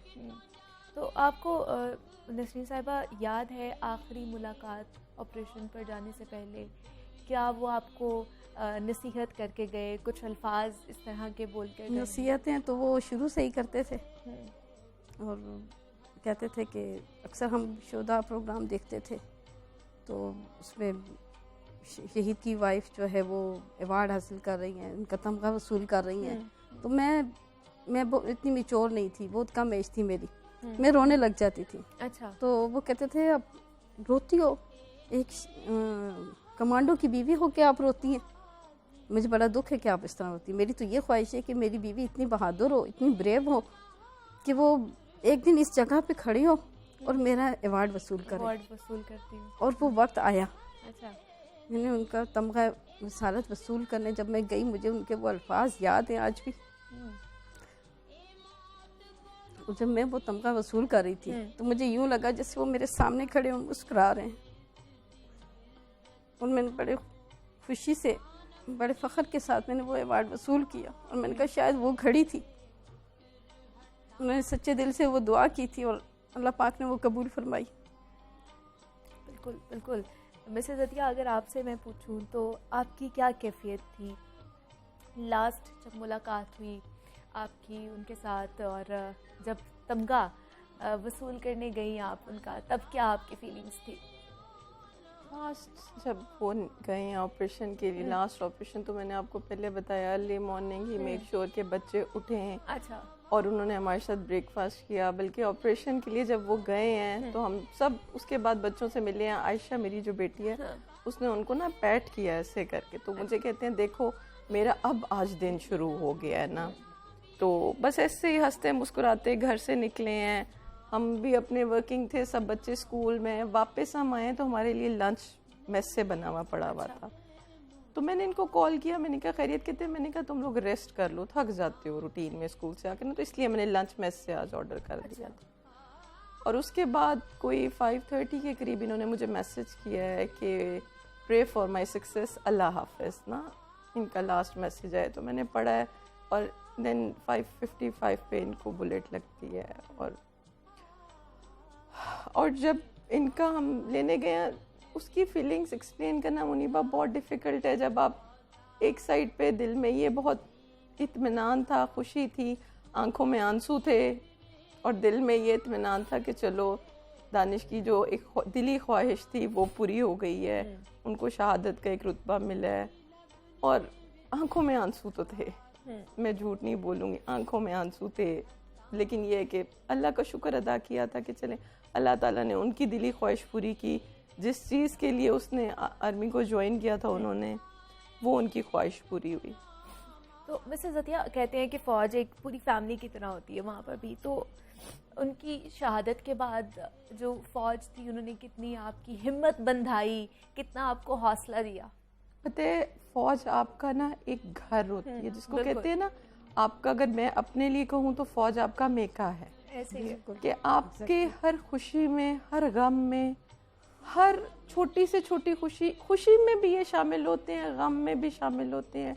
और आज मैं कहती हूँ जाने वाली की कमी, जो आपका करीबी जाता है उसकी कमी तो कोई पूरी नहीं कर सकता। एग्जैक्टली। लेकिन जो ज़िंदगी की तरफ हमें वापस लाने में फ़ौज का बहुत बड़ा रोल होता है ना आपका। और सबसे बड़ी बात मैं दूंगी, अभी दानिश की शहादत को 7 इयर्स हो गए हैं। अच्छा। आप लोगों ने ISPR से कांटेक्ट किया, उनके पास हमारा लेटेस्ट नंबर था। बिल्कुल बिल्कुल। तो ये सबसे बड़ी एक है कि कितना वो इन कांटेक्ट हमारे साथ रहते हैं, कि उनको हमारी हर चीज़, छोटी से छोटी खुशी, छोटे से छोटे दुख का पता होता है। And they are there for us. वो फैमिली है ना, वो हर चीज में हम एक दूसरे को याद रखते हैं। और स्पेशली ये शोधा को तो बहुत याद रखते हैं। मतलब अगर बच्चे की खुशी, मतलब बेटे की कोई सक्सेस से लेके किसी परेशानी तक, they are there for us. ठीक है जी, नसरीन गुल साहिबा हमारे साथ मौजूद थी, बहुत शुक्रिया आपका, आपके वक्त का, और आप यहाँ पर आई और SSG मोहम्मद असलम शहीद के बारे में आपने इतना कुछ हमारे साथ शेयर किया। मिसेस अतिया दानिश हमारे साथ मौजूद थी, मेजर अब्दुल वाहिद दानिश शहीद के अहलिया है। मिसेस अतिया आपका भी बहुत शुक्रिया, आपके वक्त का भी बहुत कहना चाहूँगी अगर इजाज़त हो। जी जी ज़रूर। हम कहीं भी जाते हैं, चाहे वो ऑफिसर हैं, चाहे वो सिपाही है, चाहे वो एक सिविल बंदा है, वो हमें सलूट करते हैं कि ये शहीद की वाइफ है, ये शहीद के बच्चे हैं। बिल्कुल। आज मैं उन सब लोगों को, स्पेशली कुछ लोगों के मैं नाम लेना चाहूँगी जिन्होंने मुझे बहुत सपोर्ट किया और मेरे साथ एक फैमिली की तरह चले। बिल्कुल ऐसे ही। उसमें स्पेशल मेजर मान अली और बिल्कुल हम डॉक्टर, हम आपके साथ हैं, हम सारे असद चौधरी साहब की आपके साथ है। वक्त की थोड़ी सी किल्लत है, इस वजह से मैं उनको बहुत शुक्रिया सबको, पूरे पाकिस्तान बहुत शुक्रिया आप दोनों का और आपके वक्त का। जनाब मजीद भी आपसे बात करेंगे, यहाँ वक्त एक छोटी सी ब्रेक का मिलते हैं।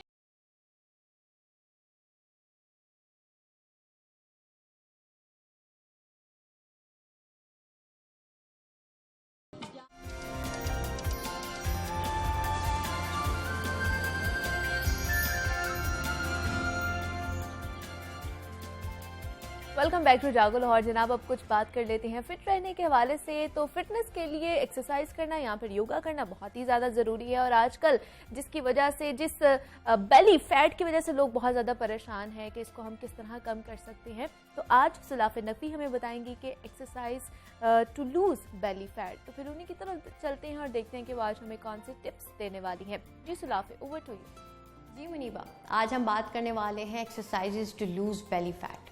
ये मैं अक्सर कहती हूँ बैनुल अक़वामी मसला है या अवामी मसला है। अक्सर लोगों की यही शिकायत होती है कि एक्सरसाइज कर रहे हैं, डाइट कर रहे हैं, ये ब्लोटिंग है, ये बेली फैट है, ये क्या है, ये क्यों यहाँ पर है अभी भी, और ये पेट हमारा जा ही नहीं रहा। सो पेट जाएगा नहीं, पेट तो उधर ही रहेगा। उसकी टोनिंग या किस तरह से उसको एक्चुअली फ्लैट होना चाहिए, तो वो किस तरह से किया जा सकता है, उसके लिए आपको मैं चंद एक्सरसाइजेस बताऊंगी। लेकिन उससे पहले आपको अपने आप को क्या पॉजिटिव सजेशन देना होगा, वो ये होगा कि I love being physically fit.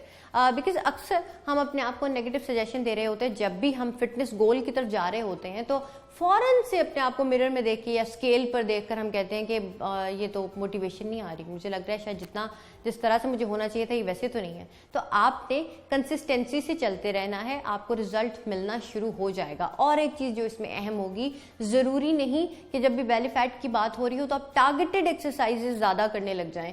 आप नॉर्मल कोई भी फुल बॉडी वर्कआउट, कार्डियो कर रहे हैं, हिट कर रहे हैं, कुछ भी एक्सरसाइजेज कर रहे हैं तो आपकी बॉडी पूरी इन्वॉल्व है उसके अंदर, तो आपका जो बेली फैट है वो जाएगा। टारगेटेड एक्सरसाइज, आप उसमें एक्सरसाइजेज जो है 2-3 ऐड कर सकते हैं उसके अंदर। सो हम स्टार्ट करेंगे। पहली चीज़ क्या होगी हमारे जो होंगे नी गेट अप्स होंगे, किस तरह से कि आप मैट के एंड पर आ सकते हो या मैट पर ही रह सकते हो।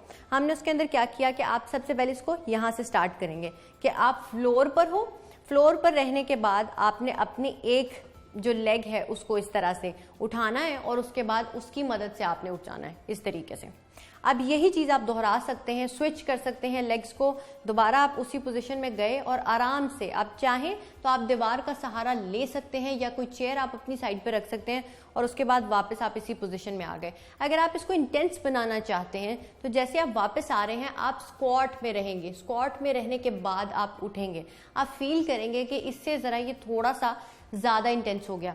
अब बेली फैट की बात हो रही है और ये एक्सरसाइजेज हो रही हैं क्योंकि आपको अपनी फुल बॉडी को इन्वॉल्व करना है। जैसे आप फुल बॉडी इन्वॉल्व करेंगे तो आपका बेली फैट भी जो है वो आहिस्ता आहिस्ता कम होता चला जाएगा। सो इससे जो नेक्स्ट एक्सरसाइज होगी आपके लिए वो क्या होगी, इंच वर्म अक्सर हम करते हैं। वो किस तरह से होगा कि अपने फ्लोर पर एक तरह से समझ लें, आप अपने हाथों पर वॉक करते हैं लेकिन आप ऊपर नहीं आते। अक्सर लोगों को बर्पी अगर नहीं पसंद तो वो इंच वर्म कर सकते हैं कि आपको वापस नहीं आना पड़ा। आपने मैट के एंड से इस तरह से स्टार्ट लेना है। स्टार्ट किस तरह से लिया कि आप बिल्कुल नीचे जाएंगे, नीचे जाते वैसे झुके और उसके बाद यहाँ अपने हाथों पर वॉक करते हुए यहाँ बिल्कुल आप सीधे, जिसे हम एक्सटेंडेड प्लैंक भी कहते हैं, उसमें आकर आपने अपने पेट को बिल्कुल यहाँ पर स्क्वीज करना है और अगर चाहें तो आप वापस आएं, अदरवाइज आप इसी पोजीशन में यहाँ रहते हुए दोबारा इसको शुरू कर सकते हैं। इसीलिए इसको इंच वर्म कहते हैं, यानी कि आप इसमें वापस नहीं आएंगे, यहीं से आप दोबारा उसी पोजीशन के अंदर चले जाएंगे। अब चूंकि जब बेली फैट की बात हो रही होती है और मैं एक्सरसाइज करा रही हूँ तो कैसे हो सकता है उसमें स्क्वाट्स ना हो। स्क्वाट्स के साथ आपको क्या करना होगा कि उसके अंदर आपको किक्स साथ ऐड करनी होगी। किक्स जब आप ऐड करते हैं आपका हार्ट रेट ऊपर जाता है, उससे आपका बेली फैट जो है वो कंट्रोल में आना शुरू हो जाएगा। क्या करना है, आप पहले आए, आपने स्क्वाट किया, इनहेल, और जब ऊपर आएंगे आपने एक्सहेल कर दिया। अब आपने एक लेग से किक किया। अच्छा, यहाँ प्रोफेशनली किक करने की जरूरत नहीं है। आपने क्या किया, स्क्वाट, अगर आपको किक करना बिल्कुल ऐसे भी आता है लोअर तो आप उस तरह कर सकते हैं। अगर आप ज़्यादा नी उठाना चाहते हैं यानी उसको रेज कर सकते हैं तो वो कर सकते हैं, इसमें आपकी मर्जी होगी। लेकिन ये चीज़ जो है इसलिए ज़रूरी है कि जैसे ही आप अपनी लेग को रेज करते हैं आपका इसमें जो ये एरिया है वो इंगेज होगा। आपने स्क्वाट किया और उसके बाद नी अप्स कह लें या हाई नी कह लें या आपने किक्स करना शुरू कर दी।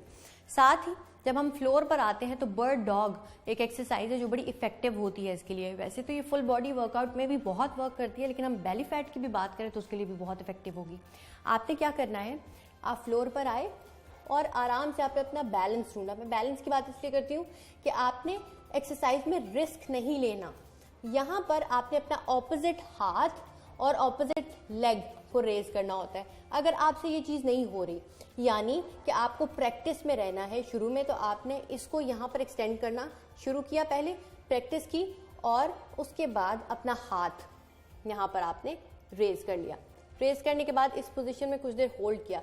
अगर आप चाहें तो होल्ड अगर आप नहीं करना चाह रहे तो थोड़ी देर के बाद इसी पोजीशन को चेंज करें, चंद सेकंड्स के बाद आप ये भी कर सकते हो या एक पोजीशन के अंदर आप होल्ड भी कर सकते हैं। इसके अलावा आपने क्या करना है, नी टक्स। नी टक्स मैंने जिस तरह कहा कि ज़रूरी नहीं कि आप सारी एक्सरसाइजेज टारगेटेड करें, लेकिन 2 से 3 एक्सरसाइजेज आप खालिस्तान इसके लिए कर सकते हैं। बेली फैट के लिए उसकी इजाज़त है। आपने क्या किया, यहाँ पर अपनी कंफर्टेबल पोजीशन जो भी आपकी होगी उसको ढूंढने के बाद आपने यहाँ अपने हाथ रखे और नी टक्स यानी कि चेस्ट के पास अपनी अपनी लेग्स लेकर आएंगे और वापस यहाँ पर आप इस तरह से इस एक्सरसाइज को दोहराएंगे। चाहे तो अपनी लेग्स को थोड़ा सा वाइड कर सकते हैं या आप बिल्कुल साथ रख सकते हैं। जितनी भी एक्सरसाइजेज आपको बताई जा रही हैं 30 सेकंड तक आप इसको दोहरा सकते हैं 2 से 3 दफ़ा। तो जो बेली फैट की आपको शिकायत है वो दूर होती चली जाएगी। लेकिन इस सब के साथ जो सबसे ज़्यादा ज़रूरी हमेशा चीज़ होती है कि आपकी डाइट क्या है, डाइट कितनी प्रॉपर है, आप क्या खा रहे हैं, आपकी नींद कैसी और कितना आप खुद को हाइड्रेट रख रहे हैं। अक्सर लोग कहते हैं मैं पानी कम पीऊँ तो शायद ये ठीक है, नहीं, आपको पानी ज़्यादा पीना है। लेकिन पानी ज़्यादा पीने का मतलब ये नहीं कि बहुत ज़्यादा पी लेना है। इसीलिए आपने लिमिट में रहते हुए एक चीज़ को करना है। इसके अलावा इसी तरह आप आए बोट में इस तरह से रहेंगे आप यहाँ। सिर्फ इस जगह पर आपने होल्ड करना है। होल्ड किया और इनहेल और एक्सहेल करने पर आप गौर करते रहे। रोल योर शोल्डर्स बैक, आपके जो शोल्डर्स हैं आगे को नहीं आने चाहिए। आपने अपने शोल्डर्स को थोड़ा सा रोल किया और यहाँ पर रहे। इसके अलावा यहाँ रहने के बाद आपने एक्सटेंडेड प्लैंक करना है। एक्सटेंडेड प्लैंक जिस तरह से हम इंचवर्म को ख़त्म कर रहे थे तो हम उसमें आए थे, बिल्कुल उस तरीके से एक्सटेंडेड प्लैंक होगा।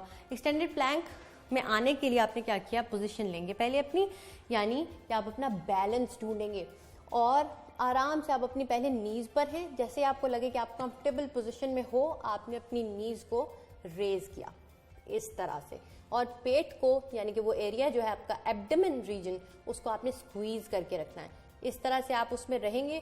नीज को आराम से आपने जो है अपने मैट पर आप ले आएंगे। याद रखें जितनी भी एक्सरसाइजेज आप कर रहे होते हैं उसमें जर्क्स नहीं लगाने होते, इसलिए मैं ज़्यादातर कहती हूँ कि आप जंप्स अच्छा है कि ना करें। अगर आप एडवांस लेवल पर एक्सरसाइजेस करें तो ठीक है, आप जंप्स कर सकते हैं, लेकिन बिगिनर है तो थोड़ा सा अवॉइड करें। जैसे हम जर्क्स वगैरह और इस सब में करते हैं तो हम कहते हैं कि एक्सरसाइज तो बहुत पेनफुल प्रोसीजर है, जो कि बिल्कुल नहीं है। अब मैं इस पोजीशन में जिसमें बैठी हुई हूँ, यानी कि वज्रासन, इसमें आप आ जाएंगे और उसके बाद आपको क्या करना होगा, या तो आप अपने हाथ यहाँ अपनी लैप पर रखेंगे या आप अपने हाथ यहाँ रखेंगे अपने जो हार्ट रीजन पर, इस तरह से या इस तरह से, जैसे भी आप कंफर्टेबल हैं। आपने हार्ट रीजन पर अपने हाथ रखे और इनहेल किया आपने जैसे ही, तो आप साइड पर जाएंगे और एक्सहेल करते हुए सेंटर। इनहेल, थोड़ा सा साइड, ज्यादा ट्विस्ट नहीं करना। एक्सहेल, इनहेल एंड एक्सहेल, इस तरह से, यानी वार्म अप, आपका वर्कआउट और उसके बाद कूल डाउन और आपकी मेडिटेशन या कोई भी ब्रीदिंग एक्सरसाइज, इन चीज़ों को इस तरह से परफॉर्म करते हुए आपका जो वर्कआउट प्लान है वो कंप्लीट हो जाएगा। इस वर्कआउट प्लान को आप अपने जो वर्कआउट रिजीमन है उसके अंदर 2 से 3 दिन आप ऐड कर सकते हैं, या 2 दिन एटलीस्ट ऐड करें। कोई भी एक्सरसाइज जो आप कर रहे हो तो एटलीस्ट उसको 2 दिन आपको फॉलो करना होता है, तो वो रिजल्ट्स देगी। आई होप कि आपको ये एक्सरसाइजेज पसंद आई होंगी और इस हवाले से आप अपना फीडबैक भी हमें दे सकते हैं। हम सबको इसका इंतजार रहेगा। मेरी तरफ से आपको इस जर्नी के लिए भी बेस्ट ऑफ लक गाइस। ठीक है जी, सुलाफे नकवी हमारे साथ मौजूद थी। सुलाफे, बहुत शुक्रिया आपका। जनाब, मौसीकी रूह की ग़िज़ा तो है ही, अगर यही ग़िज़ा किसी मकसद के लिए इस्तेमाल हो तो इस मकसद को गैर मामूली तौर पर ताकतवर बना देती है। इसका अमली पहलू हमने 65 की जंग में देखा, जब हमारे जवान सरहदों पर जान की बाजी लगा रहे तो रेडियो पाकिस्तान पर गीत निगार, मौसीकार और गुलकार एक और ही तर्ज की जंग लड़ रहे थे और वो दुश्मन के खिलाफ सरबकफ अपनी कौम और फौज का जज्बा बुलंद करने के लिए ऐसे ऐसे अनमोल गीत तख्लीक कर रहे थे जो हमारी रूहों तक में उतर गए। और अगर आज ए वतन के सजीले जवानों, ए पुत्र हटा तो नई विकदे और ए राहे हक के शहीदों जैसे नगमों की बात करें तो ये हमारे वतन का कीमती असासा बन चुके हैं। तो आज भी हमारे साथ जो मेहमान मौजूद हैं उनसे हम आज यही मिली नगमे सुनेंगे और उनकी खूबसूरत आवाज़ में आपकी उनसे मुलाकात भी करवाती चलूँ। इस वक्त हमारे साथ मौजूद हैं आरडी फरहान हैं और सलमान सज्जाद हैं, दोनों ही ट्विन्स भाई कह लें और बड़ी ही खूबसूरत आवाज़ है इनकी। आप दोनों को मैं खुश आमदीद कहती हूँ। जागो लाहौर में कैसे आप दोनों? अल्हम्दुलिल्लाह, आपकी दुआ है, अल्हम्दुलिल्लाह। पहले तो आप दोनों जुड़वा भाई हैं, शौक कैसे पैदा हुआ? दोनों को एक ही शौक पैदा हो गया कि हम लोगों ने सिंगिंग करनी है? बस ये हमारा जो फैमिली है, हमारा जो फैमिली बैकग्राउंड है उसके उसमें ही म्यूजिक है। अच्छा। और समझ लीजिए कि हमें म्यूजिक जो है वो विरासत में मिला, अल्हम्दुलिल्लाह। और जाहिर है कि हमारे जो बड़े हैं उनका भी नाम है, जो मेरे अब्बू जी हैं, ठीक है, और उनका भी अल्हम्दुलिल्लाह अपनी फील्ड में काफी मतलब नाम ये है। फैमिली में ही दौड़ रहा है म्यूजिक ऐसे ही है। तो मैं सबसे पहले तो आपको बताऊं, बल्कि पूछना चाहूंगी क्या सुनाने वाले हैं आप लोग? जी, मैं ए राहे हक के शहीदों सुनाऊंगा। जाहिर है आज शहीदों 6 सितंबर है, बिल्कुल, जरूर।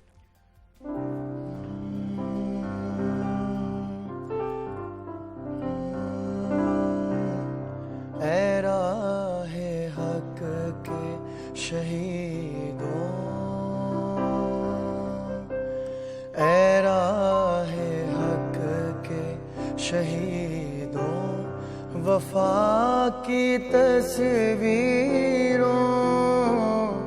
तुम्हें वतन की हवाएं सलाम कहती ऐ राहे हक के शहीदों।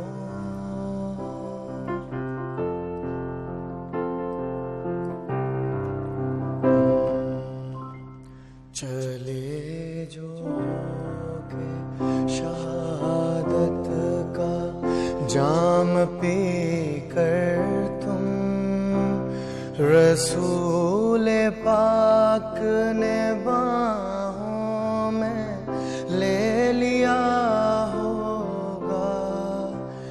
अली तुम्हारी शुजाअत पे झूमते होंगे, हुसैन पाक ने इरशाद ये किया होगा।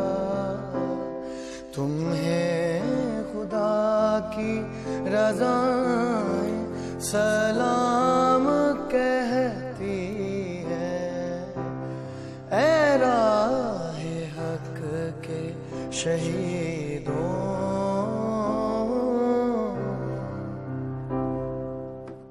क्या ही बात जनाब, बहुत ही खूबसूरत सलमान, बहुत खूबसूरत आपने ये गाया है।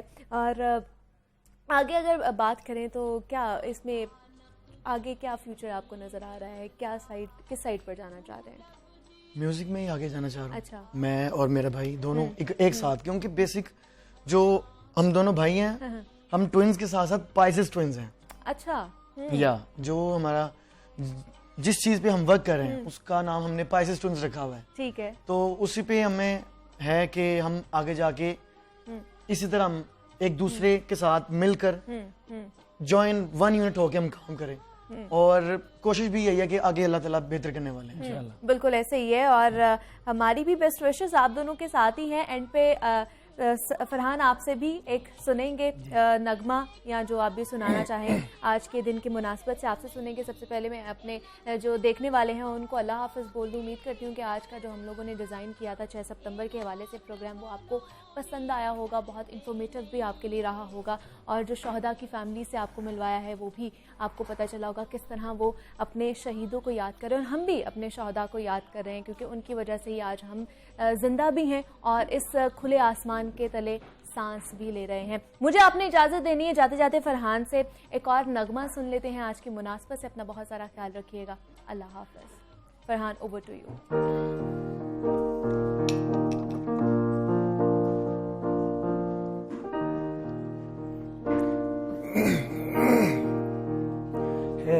वतन के सजीले जवानों, वतन के सजीले जवानों, मेरे नगमे तुम्हारे लिए,